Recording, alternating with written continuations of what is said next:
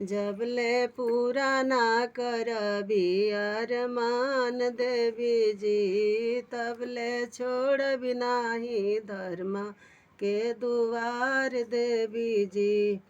पहिला मंगाना हम सिंदूर मांगिले, पहिले मंगाना हम सिंदूर मांगिले।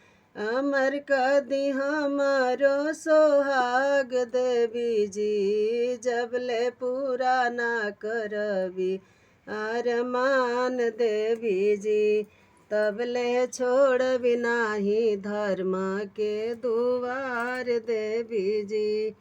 दूसरा मंगाना हम बालक मांगिले, दूसरा मंगाना हम बालक मांगिले।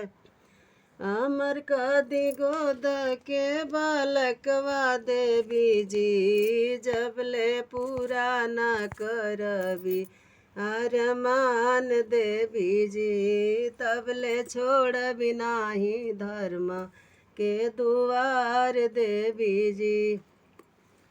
तीसरा मंगाना हम भाई भतीजा मांगिले, तीसरा मंगाना हम भाई भतीजा मांगिले। अमर कदी भाई से भतीजवा देवी जी, जबले पूरा ना करबी अरमान देवी जी, तबले छोड़बी नाही धर्म के दुआर देवी जी।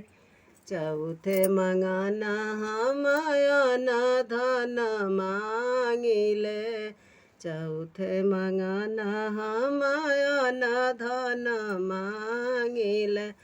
धनवा से भर दी हमर भंडार देवी जी, जबले पूरा ना करबी अरमान देवी जी, तबले छोड़बी नाही धर्म के दुआर देवी जी। जबले पूरा ना करबी अरमान देवी जी, तबले छोड़बी नाही धर्म के दुआर देवी जी।